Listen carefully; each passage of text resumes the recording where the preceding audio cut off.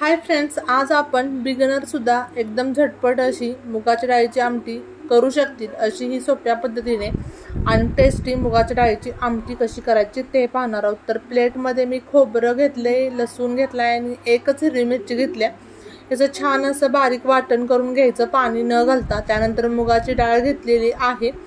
आता आपण हे बिगिनर करतील म्हटलंय त्यामुळे झटपट आहे, सोबतच नो झंझट आहे। त्यामुळे आपण हे कुकर मध्ये डायरेक्ट आमटी करतोय। तर कुकर गरम केला की त्यामध्ये तेल घालायचं। तर तेल आपल्या आवडीनुसार आपण कमी किंवा जास्त घालायचं आहे। तेल गरम झालं की त्यामध्ये अर्धा चमचा जिरं घालायचं। जिरं छान तडतडून द्यायचं। त्यानंतर त्यामध्ये अर्धा चमचा मोहरी घालायची। मोहरी सुद्धा छान तडतडली पाहिजे। त्यानंतर चिमूटभर हिंग घालायचं।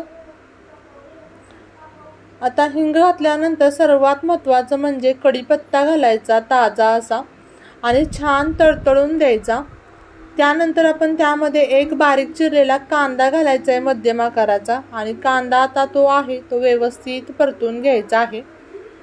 तर बिगिनर ज्या मुली असतात किंवा मुलं असतात जे हॉस्टेलमध्ये राहतात किंवा घरी स्वयंपाक करून खातात, रूमवरती राहतात, त्यांना झंझट नको असतं, त्यांना पटकन असं काहीतरी करायचं असतं आणि खायचं असतं। तर तुम्ही अशा पद्धतीने ही आमटी करू शकता। आता आपण लसणाचं आणि खोबऱ्याचं जे वाटण बनवले ते घातलं आणि सर्व व्यवस्थित परतून घेतल्यानंतर एक मध्यम आकाराचा बारीक टोमॅटो घालायचा आणि टोमॅटो सुद्धा व्यवस्थित परतून घ्यायचा।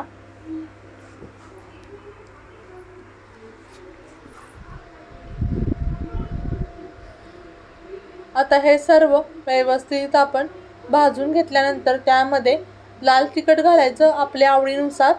तर मी तर 1.5 चमचा लाल तिखट घातले, तुमच्या घरी कसं खात असतील त्या हिशोबाने वापरायचे। मुगाची डाळ मी धुवून घेतली, फक्त भिजत वगैरे घातली नव्हती। आता मुगाची डाळ आणि हे जे मसाले आहेत ते व्यवस्थित परतून घ्यायचं मस्त असं।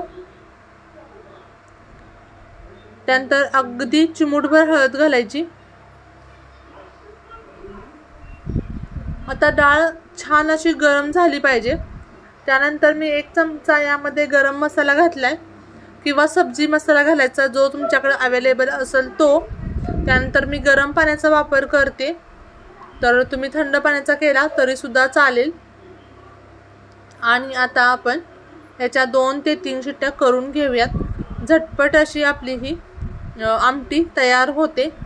2 ते 3 शिट्ट्या झाल्यानंतर तुम्ही बघू शकता खूप छान आपली डाळ शिजलेली आहे।